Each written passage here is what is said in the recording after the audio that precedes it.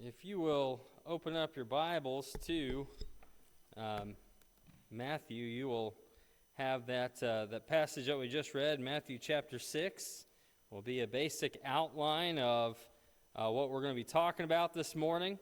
You know, we told you last time that we were talking about living with heaven in mind, and talking about treasures in heaven this week. And so, if you would, let's look at that passage one more time in Matthew chapter 6, verses 19 through 21. This should be a familiar passage to us because it says, "Lay not up for yourselves treasures upon the earth, where moth and rust consume, where thieves break through and steal, but lay up for yourselves treasures in heaven, where moth nor rust doth consume, and where thieves do not break through nor steal." And that's probably a really famous passage. I know it's a famous passage just because you've got the Sermon of the Mount here. But we're going to look at this together this morning.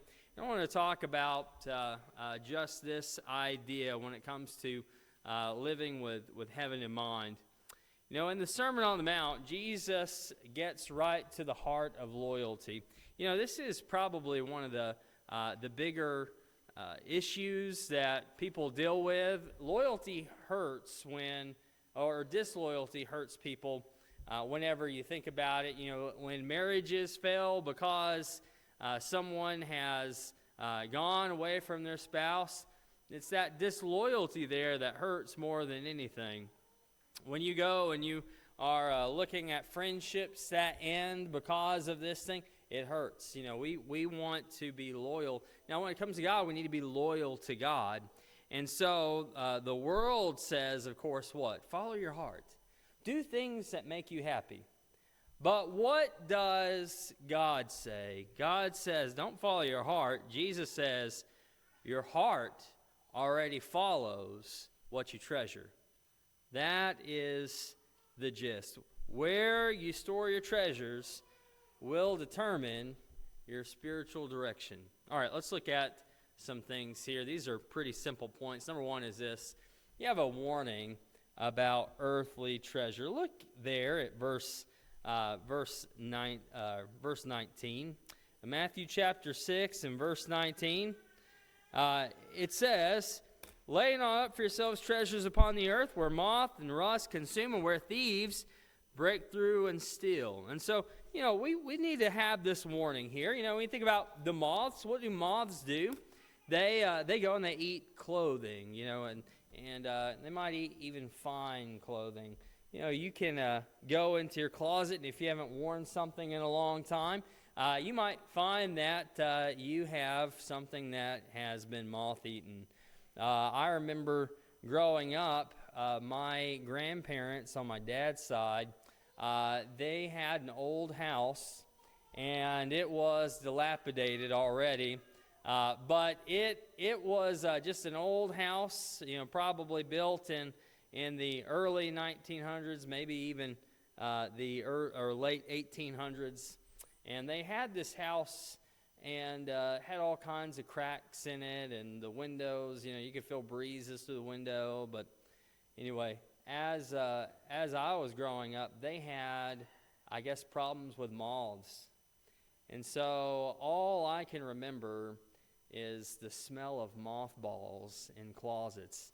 If you have never really smelled mothballs, I guess you haven't really lived. But you may remember what that smells like. I haven't smelt that in a long time, but my memory tells me the smell right now. You can remember that probably.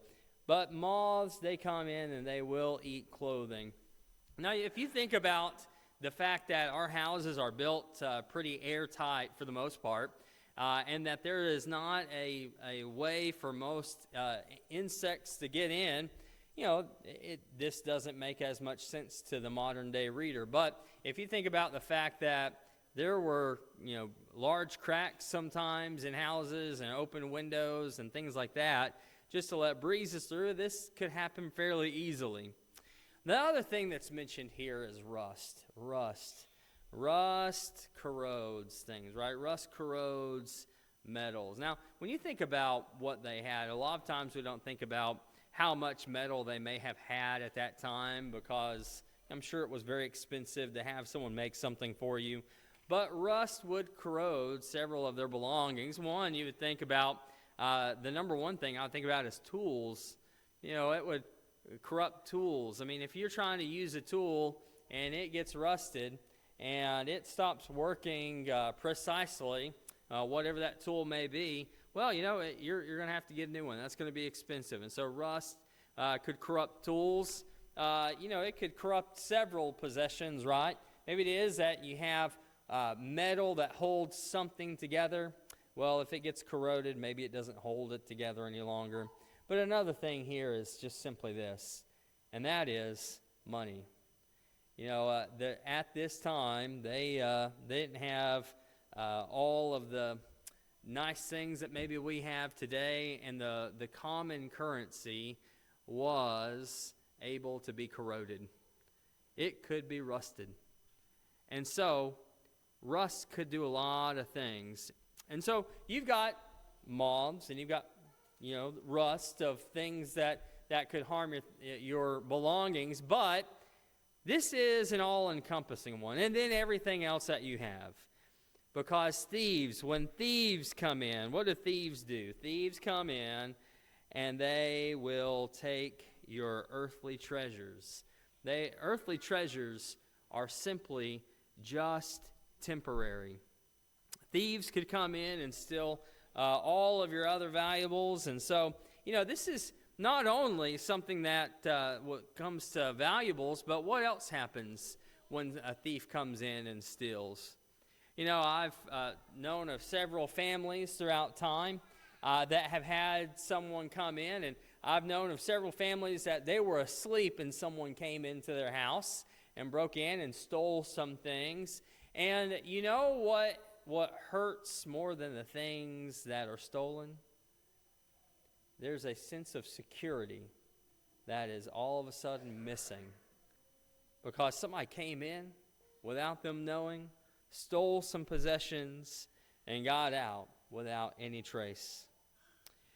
When you think about earthly wealth offers no long-term security. Sure, there's some things you think about that, that offer some security. Maybe it is that you think just physically secure. You may put an alarm system on your house and you feel better about things, but that doesn't protect everything, right? It could be that you could lose everything in just a few moments, but you don't have the ability to take care of things long term. Wealth maybe offers some short-term security, but in the long term, it doesn't do much at all. In Ecclesiastes 5 and verse 10, "He that loveth silver shall not be satisfied with silver, nor he that loveth abundance with increase. This also is vanity." If you love money, if you love this richness, you love those things, well, you're not going to find any satisfaction. I know that we've talked about this before, but this is a common theme. That if all you want to do is you want to make money, you will never be satisfied. That's kind of an open-ended goal. It just keeps going. If you are not, you're just trying to provide, that's going to be a different story. Once you provided, you're done. But just gathering money to gather money's sake, it's just abundance. You're just looking for abundance, and there is no end thereof. In 1 Timothy chapter 6 and verse 7, "For we brought nothing into the world, for neither can we carry anything out." I think this is an important point to make. We don't have the ability to take anything with us when we die. And yet so many people act like what? They act like, well, this is all that I need to do in life. I need to gather and gather and gather and gather. But all that's just for this world. If you don't put your treasure somewhere else, this is just frivolous, right?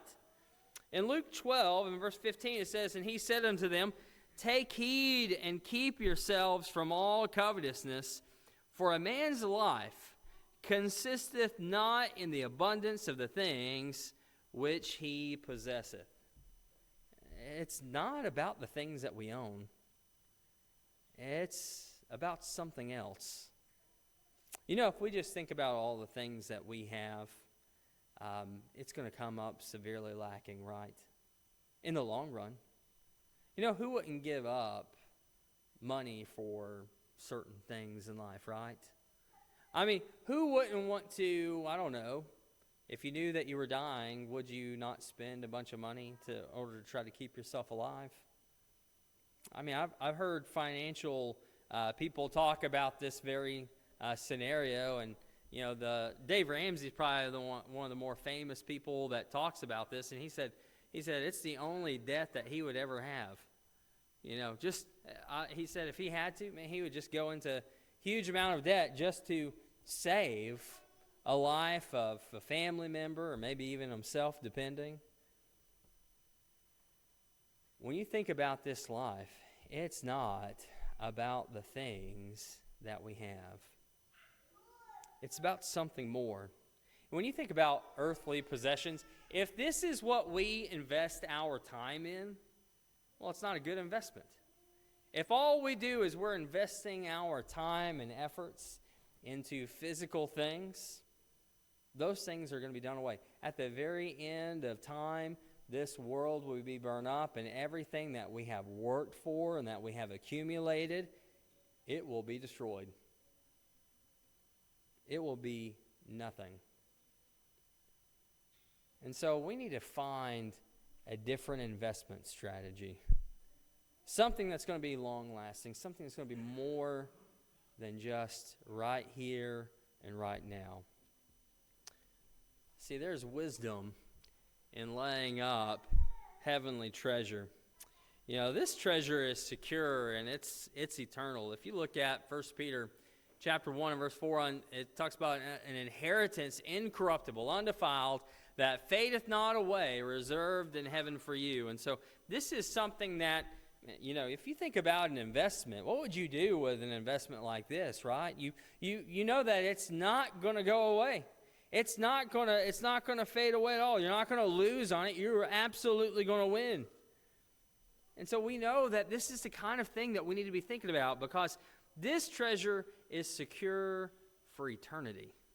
In Colossians 3 and verse 2, remember, set your mind on things that are above, not on the things that are upon the earth. We're not supposed to be thinking about the things here. We're supposed to be thinking about the things that go on beyond this place.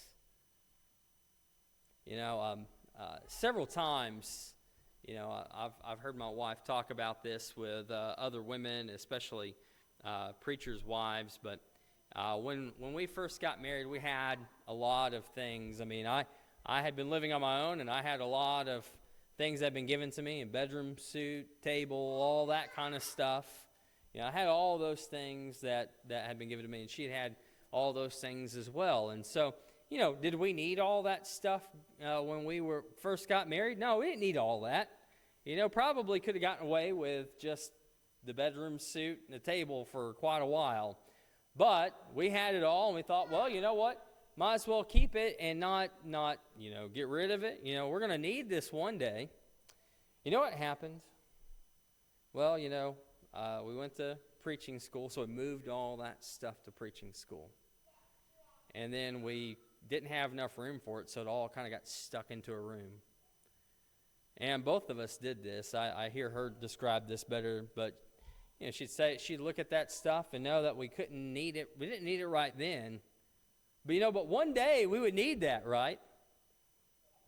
And so then we would move on from there. We went and started working with a church, and you know what we did? We moved all that stuff out, and we moved it to wherever we were. But you know what? We were in a small place, and we didn't have room for everything. So guess what? All that stuff just kind of got stored away. But you know what we kept thinking was some of the stuff, and we had other things that were like this that were present, but you know, you keep thinking what? You know, I don't want to get rid of this because one day I might need it, right? And I think it took years and tolls on my back before we just said, you know what? Maybe this is not worth it. Maybe it's not worth it to keep hold of these things. And don't keep that mindset of, well, you know what, when I have a bigger house, or, whenever, we have more kids or whatever, we're going to need this. And so we're thinking about the things of this earth. You forget that. Forget about those things. Change your mind and go, you know what, I'm not really concerned about the things of this earth. God is going to provide, and if God provides, then I have no need of these things, really. And so only live for the treasures that go beyond this world. Look at the things that are going to help you get to heaven. Now, I wanted to point out some things here. There are some examples of heavenly treasures. Let me give you some of those. There are treasures in winning souls for Christ. In Philippians 4 verse 1, "Wherefore, my beloved brethren, and long for my joy and crown, so stand fast in the Lord, my beloved." Look at how Paul is writing this. I love you guys. There is so much joy in winning people to Christ. We talk about this a lot, since Rob came back in February, and we talk about evangelism quite a bit, and we want to bring the lost to him, and that's what we're doing constantly. We're trying to do this constantly. But there is a blessing here in laying up for this kind of treasure, winning souls for Christ. Another one is this, when it comes to serving others, we want to serve others. And you have a good example here in Matthew 25, verses 34 through 40.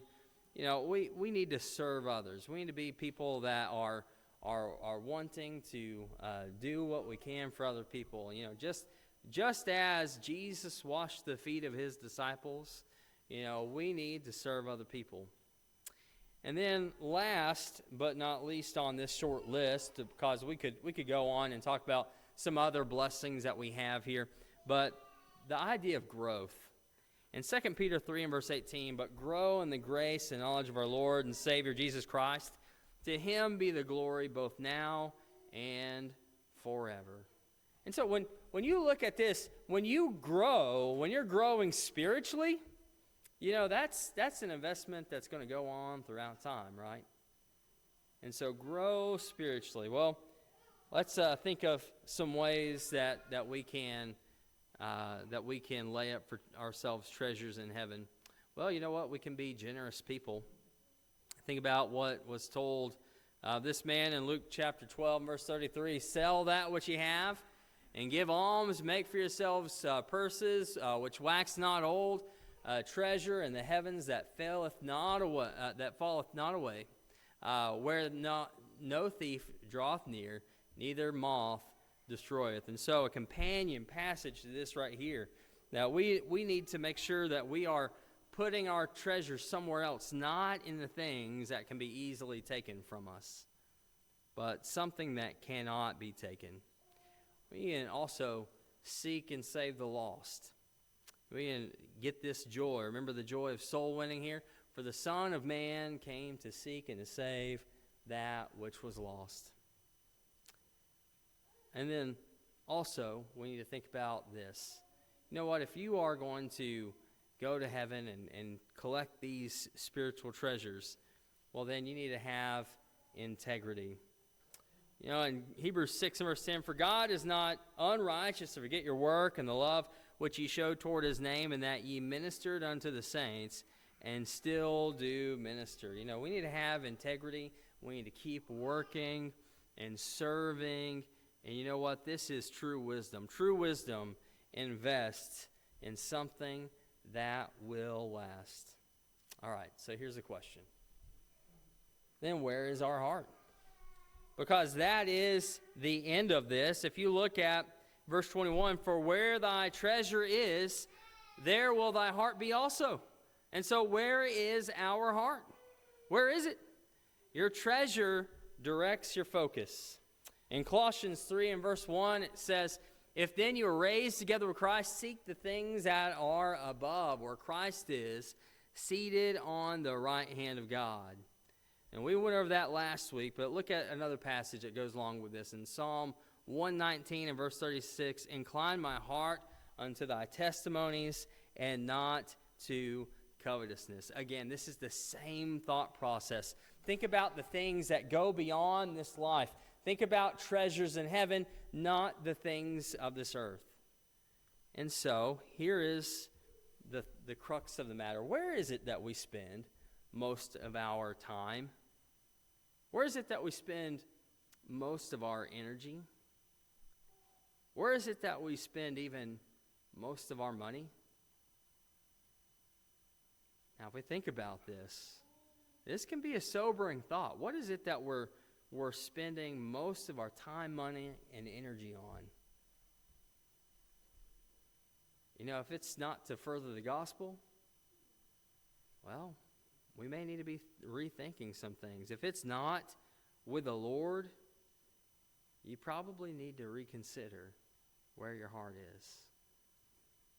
And so I hope that everyone here, their heart is right with God, but it may be that there's somebody here who has not been living righteously. Maybe it is you've not yet become a Christian. Or maybe it is that you are a Christian and you have just not been being faithful. If you are in need of an invitation, this is your invitation now. And please come as we stand and as we sing.